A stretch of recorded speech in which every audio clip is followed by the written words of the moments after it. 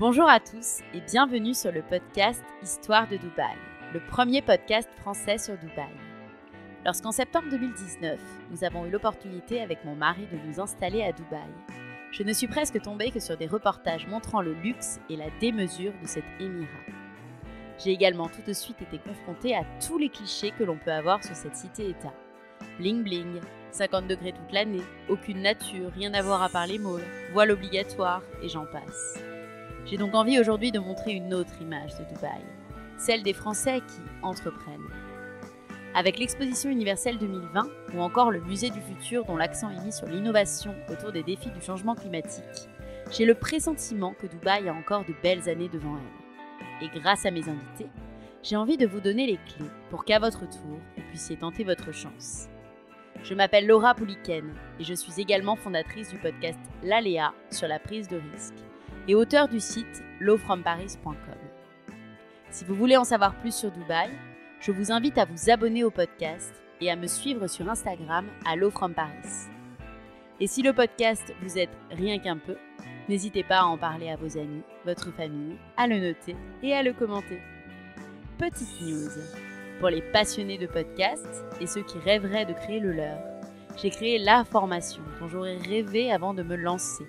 Au programme, comment créer votre podcast et votre identité de marque de zéro au lancement.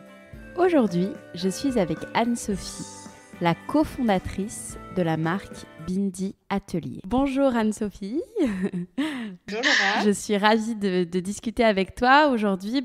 Malheureusement, on est à distance puisque tu es à Abu Dhabi et moi Dubaï. Et avec le Covid, forcément, nous n'avons pas pu nous rejoindre. Mais je suis ravie de discuter avec toi aujourd'hui et j'aimerais que tu commences par te présenter. Je suis ravie d'échanger avec toi aujourd'hui. Je m'appelle Anne-Sophie, j'ai 35 ans, je vis à Abu Dhabi depuis une dizaine d'années. Je suis maman de 2 petits garçons et je suis la cofondatrice de la marque Bindi Atelier.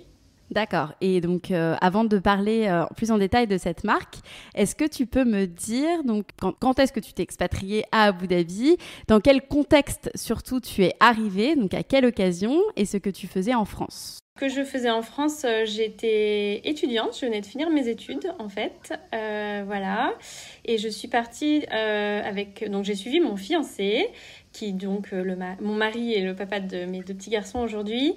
Donc en fait, on a terminé nos études en même temps et on s'est lancé dans un voyage de 4 mois en Amérique du Sud.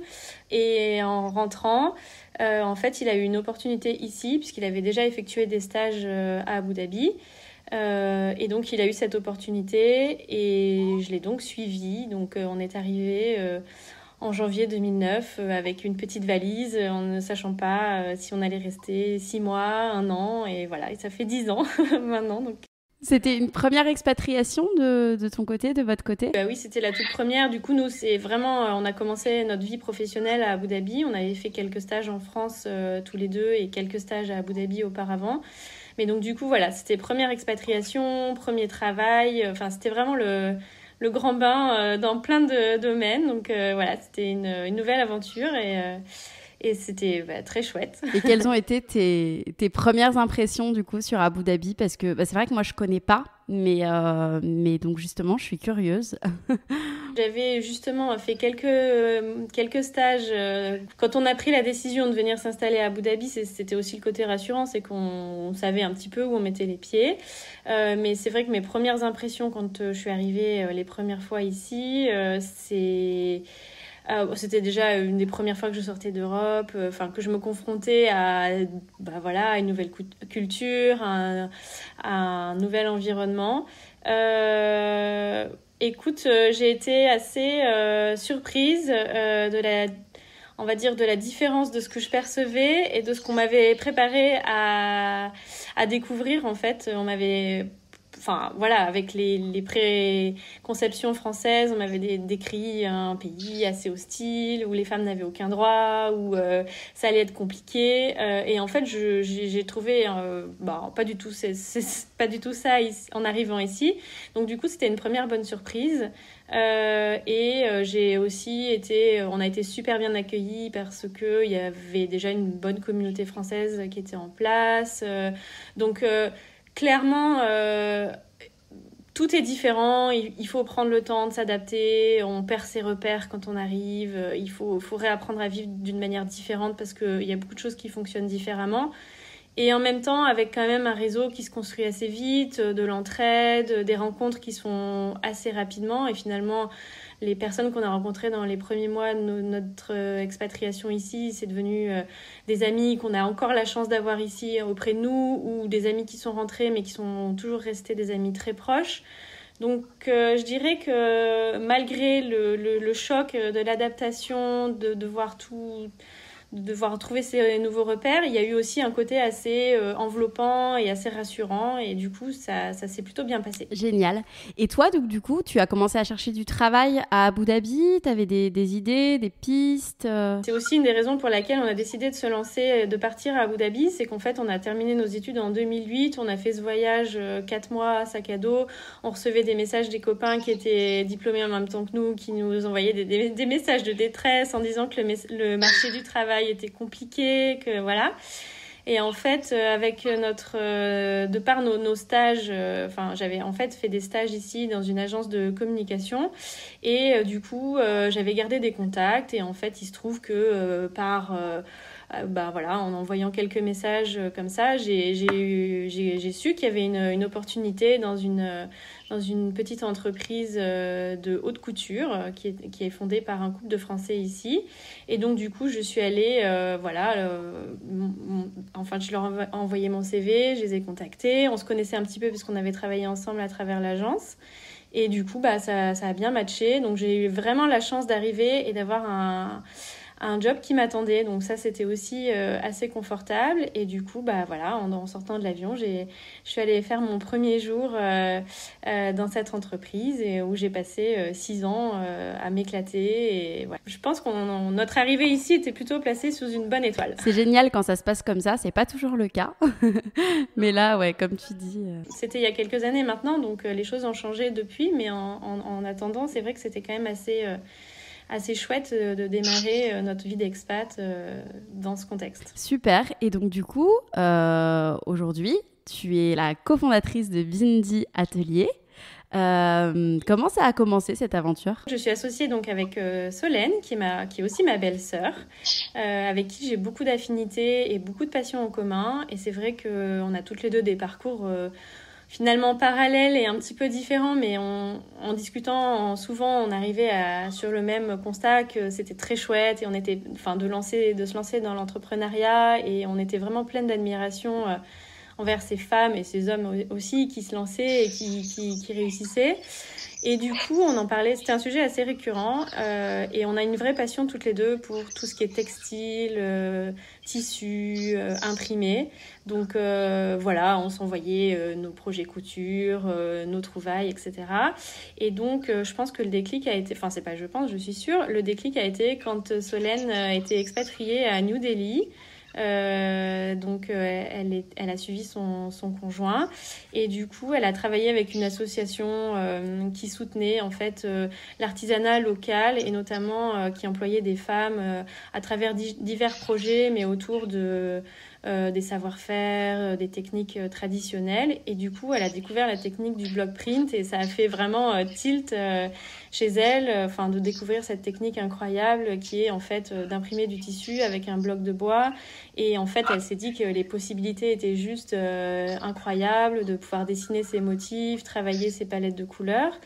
Et je me souviendrai toujours, elle m'a appelée un jour de novembre en 2016 en me disant « Écoute, j'ai cette idée de business, ça fait longtemps qu'on parle toutes les deux de ces parcours qu'on admire, j'ai envie de me lancer, mais j'ai pas envie de me lancer toute seule, et si je me lance, j'ai envie de me lancer avec toi, est-ce que tu me suis ?» Donc évidemment, je l'ai suivie, mais tout de suite et à fond, on s'est lancées toutes les deux, vraiment avec toute notre passion et toute notre volonté dans cette aventure. Et voilà, et on en est là aujourd'hui, 4 ans après, puisqu'on a commencé à discuter du projet en 2016, et la marque a été officiellement lancée 1 an après. Donc voilà l'aventure. Et le business model du coup de Bindi, ça se passe comment du coup On a démarré avec une vraie volonté de transformer ce projet en quelque chose de vraiment concret et de professionnel et voilà, d'en faire vraiment quelque chose qui nous ressemble avec une identité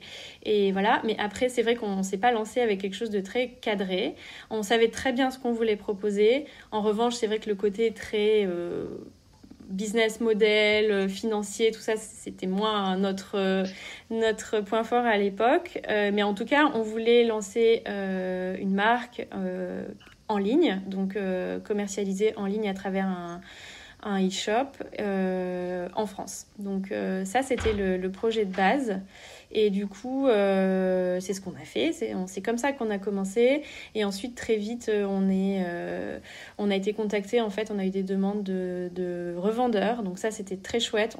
Mais du coup, on a tout de suite senti l'intérêt et on s'est vite lancé sur ce créneau-là aussi. Et aujourd'hui, c'est un gros axe de développement chez Bindi. Et on a plus de 100 partenaires, de boutiques partenaires en France et dans le monde. Donc voilà, le projet s'est lancé, il a évolué, on a évolué aussi. Donc voilà, rien n'était fixé gravé dans la pierre et c'est aussi le côté excitant de l'entrepreneuriat, c'est que voilà, on se lance et ensuite il y a des opportunités, il y a des succès, il y a des échecs et on avance comme ça. Bien sûr, et justement, aujourd'hui, donc les principaux clients, tu me disais, c'est en France et à l'étranger en fait. Enfin, notre e-shop est international, mais on vend quand même à majorité sur le territoire français. Donc, on vend à travers notre e-shop à des clientes qui sont sensibles voilà, à nos imprimés, à notre univers, à notre démarche. Et ensuite, on travaille avec donc, une centaine de revendeurs essentiellement en France, mais de manière graduelle, un petit peu à l'étranger aussi, en Suisse, en Italie, en Espagne, en Europe de manière générale, et puis un peu plus loin, donc au Japon, en Australie, et puis à Dubaï aussi. Donc on a un point de vente très chouette à Dubaï avec Caramel & Son. Donc on est très contente de cet essor. Et vraiment, c'est deux manières de travailler différentes. On a des clients qui sont assez différents avec les revendeurs et avec nos clients finaux. Mais au final, c'est enrichissant et ça fonctionne plutôt bien comme ça aujourd'hui. Et d'ailleurs, une question que je voulais te poser, c'était pourquoi ce nom, Bindi Atelier ? Est-ce que ça a une signification particulière ? Est-ce que ça a une histoire ? Solène et moi, on est toutes les deux issues du marketing, donc c'était un petit peu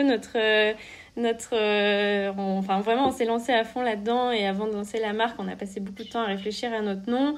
On voulait un nom qui soit à la fois, qui reflète à la fois le côté indien, traditionnel, artisanal. Donc le bindi, en fait, c'est le petit troisième œil qui porte chance, qui a un peu toute une symbolique. Donc on aimait cette symbolique de la féminité, de la chance et puis ce côté, culturellement connoté indien et d'un autre côté on voulait aussi insister sur notre démarche qui est donc très artisanale et aussi très créative, donc l'atelier un peu français où on crée nous-mêmes tous nos motifs et ça c'est vraiment notre spécificité dans le block print, c'est vraiment de créer nos propres motifs et de les proposer ensuite sur nos tissus. Donc vraiment ce côté atelier avec le côté création, mais aussi le côté exclusivité, petite série, familiale aussi. Voilà, donc on a essayé de trouver un nom qui englobe tout ça. Évidemment, c'est pas possible d'avoir tous les aspects, mais en tout cas, oui. Génial. Et aujourd'hui, donc du coup, tu nous disais, vous êtes associés. Et une question que je me posais et que j'avais envie de savoir, parce que c'est vrai que dans l'entrepreneuriat, ça peut être parfois, c'est toute une aventure de ne pas être seul et d'être deux. Et j'avais envie de savoir comment vous répartissiez les rôles et si tu devais nous donner des conseils pour que la collaboration se passe au mieux. Surtout que je pense que vous travaillez à distance, je crois. Ça rajoute un petit challenge au challenge. Après, ça a été on a toujours fonctionné comme ça. Donc, dès le début de l'aventure, on a eu ce mode de fonctionnement, donc qui a des avantages, des atouts, et qui a aussi des petits challenges. Mais pour nous, ça fonctionne plutôt bien. Donc, comme tu dis, c'est très chouette d'être deux parce qu'en fait, ça dépend des personnalités, mais je trouve que personnellement, c'est quand même sympa d'avoir toujours quelqu'un avec qui échanger, confronter ses idées, partager les doutes, puis partager les succès comme les échecs. Donc ça, c'est chouette.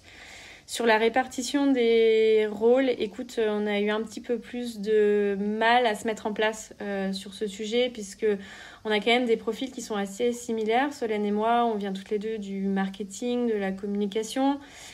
Donc on a toutes les deux nos petits sujets de prédilection, et en revanche, bon, il y a des sujets qui sont un peu plus auxquels on a dû se confronter en tant qu'entrepreneur et qui étaient moins notre tasse de thé, on va dire. Donc il a fallu déjà se mettre sur ces sujets, et puis d'autre part, c'est vrai qu'au début on avait tendance à avancer main dans la main sur tous les sujets, et on s'est vite rendu compte que finalement on ne pouvait pas avancer aussi vite qu'on voulait, et que c'était pas très performant de procéder comme ça. Donc on a mis en place au fil du temps, mais ça a mis quand même un petit peu de temps à se mettre en place. On a mis en place rien n'est vraiment figé, encore une fois, mais on a toutes les deux un petit peu nos domaines, l'une et l'autre, et puis mais sans arrêter d'échanger, de se confronter. Donc voilà. Donc ça, c'est très très important de vraiment d'essayer dès le début de mettre des rôles en place, parce que ça va plus vite, c'est plus défini, ça évite les confusions, et c'est plus clair. Donc là, par exemple, Solène, elle s'occupe beaucoup de l'e-shop et de toute la relation client, parce qu'elle est basée en France, donc celle qui est au plus proche de ça. Elle a une vraie affinité tech, donc elle fait plus tout ce qui est sur le site. Elle a plus de patience et plus de facilité que moi, donc elle fait tout ça. Elle est très bonne en social media aussi, donc beaucoup plus connectée que moi, donc ça c'est aussi sa partie. Donc voilà, on s'est un petit peu répartis aussi au fur et à mesure, naturellement, par rapport à ce que l'une et l'autre faisaient, par rapport à nos affinités, et on a essayé de bien cadrer tout ça pour être plus performante. Et aussi, l'autre conseil que j'aurais tendance à donner, c'est qu'on n'a pas appliqué, évidemment. On a voulu tout faire nous-mêmes, donc après, c'était notre problématique et c'était notre souhait, mais au bout d'un moment, on ne peut pas tout faire soi-même et tout faire bien soi-même. Donc maintenant, on essaye d'être quand même plus entouré, de se faire aider quand c'est nécessaire sur des sujets qu'on maîtrise pas forcément, ou sur lesquels on n'a pas forcément de valeur ajoutée. Donc ça, c'est aussi je dirais un challenge et quelque chose qu'il faut avoir en tête quand on se lance, parce que forcément, il faut forcément en passer par là pour évoluer, pour grandir, et c'est même plutôt sain. Donc voilà, ça c'est autre chose qu'on a rajouté au fil du temps dans notre organisation, mais qui nous apporte beaucoup aussi. Hyper intéressant. J'ai quelques dernières questions avant de passer aux petites questions plus rapides sur les Émirats. Est-ce que tu pourrais me faire part d'un grand défi et d'une grande victoire jusqu'à présent dans ton aventure Bindi Atelier ? J'ai pas vraiment d'exemple concret. Évidemment, il y a plein de petites victoires au fur et à mesure de notre aventure qui sont là et dont on est assez fiers. Mais en fait, je dirais que la plus grande victoire et la plus grande fierté, c'est d'avoir réussi à se lancer ce défi, à y croire et à s'y mettre vraiment corps et âme, et à ne croire qu'en notre instinct, on va dire, parce que c'est vrai qu'on n'avait pas forcément toutes les cartes dès le début. On s'est lancé sur un secteur qui est concurrentiel. On n'avait pas forcément... on a commencé notre entreprise avec un investissement minimum. On avait un petit bagage qui était bien... qui nous a aidés, mais on avait aussi beaucoup d'inconnus et beaucoup de choses qu'on ne maîtrisait pas. Et c'était aussi cette volonté, en se lançant dans cette entreprise, de se dire, voilà, on a envie de suivre notre instinct, on a envie de faire quelque chose qui résonne et qui fait du sens pour nous, et de prendre le contrôle de nos vies professionnelles, parce que c'est vrai qu'on était toutes les deux confrontées à ces problématiques de... alors, conjoint suiveur, j'aime pas trop ce terme. Et donc, du coup, comment transformer en fait une situation qui est un peu imposée ou subie, même si c'est des mots qui sont assez forts, en une réelle opportunité de faire quelque chose pour soi, qui répond à ses valeurs, qui résonne aussi avec pourquoi pas une passion ou une vraie envie. Et du coup, je pense que que vraiment ce qu'on en retire et la réelle réussite, c'est ça en fait, c'est de s'être lancé, de pas s'être trop posé de questions au début, d'être là toujours 3 ans après, de grandir et d'avoir cru en nos rêves tout simplement. C'est une phrase qui est un peu cliché, mais c'est vrai que finalement vraiment on a passé des moments où on s'est arraché les cheveux et c'est pas fini. Mais en attendant, on fait tous les matins, on se lève, on est trop contente d'aller travailler, on a de la flexibilité, on est des mamans de jeunes enfants, donc c'est précieux aussi. Donc voilà, c'est ça la réussite, c'est d'avoir lancé ce bébé et de l'avoir fait évoluer et grandir, et l'histoire est pas finie, donc et d'avoir aussi énormément appris tout au fil du chemin. Donc voilà, c'est, je dirais, la grande réussite de notre aventure. Aujourd'hui, tu le disais, tu es maman de 2 petits-enfants, de 2 petits garçons. Ouais. Comment tu vis le fait d'être maman loin de ton pays d'origine et dans un pays comme Abu Dhabi ? Je pense avant tout que c'est une grande chance et une grande opportunité. On est vraiment, je trouve que c'est une richesse pour eux d'évoluer dans un milieu multiculturel comme Abu Dhabi et les Émirats en général. C'est vrai que les enfants ici sont confrontés à toutes sortes de situations, de rencontres qui sont vraiment très riches. Et je trouve que ça leur enseigne déjà évidemment l'ouverture d'esprit, la tolérance. La volonté de connaître l'autre, la curiosité aussi. Donc ça, c'est vraiment des facteurs et des critères que je trouve très chouettes ici et sur lesquels on se concentre. Après, c'est vrai qu'il y a des côtés moins évidents. Le fait d'être loin de la famille, avec des enfants, c'est sûr que c'est toujours plus pesant, et aussi le fait de les élever avec nos valeurs qui sont les nôtres et qui sont aussi culturelles, qu'il y a une part de culture là-dedans, dans un pays où les valeurs sont pas forcément les mêmes, la réalité n'est pas forcément toujours la même. Donc écoute, je le vois vraiment comme une grande chance pour eux, et j'essaye de garder quand même ce côté éducation à la française, même si c'est un peu pompeux de dire ça, mais c'est vrai que j'essaye de leur donner en fait le mieux des 2 mondes. Donc ravie de rentrer en France, de profiter de la nature, de voir les saisons, les petits plaisirs à la française.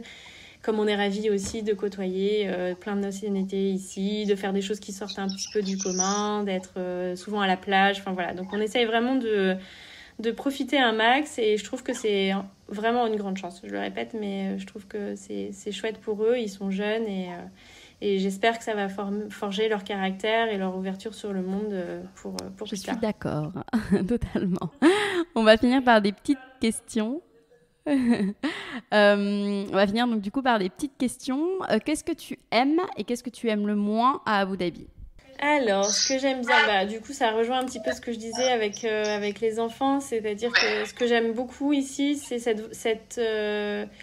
bon, déjà, le fait de rencontrer des personnes, on rencontre très vite, les rencontres se font très facilement, les gens viennent, je sais pas ce que t'en penses, mais je trouve qu'il y a moins de barrières entre les gens, donc très vite, on se parle, on échange, on échange les numéros, c'est assez facile. Donc il y a ce côté un peu ouvert que j'aime beaucoup.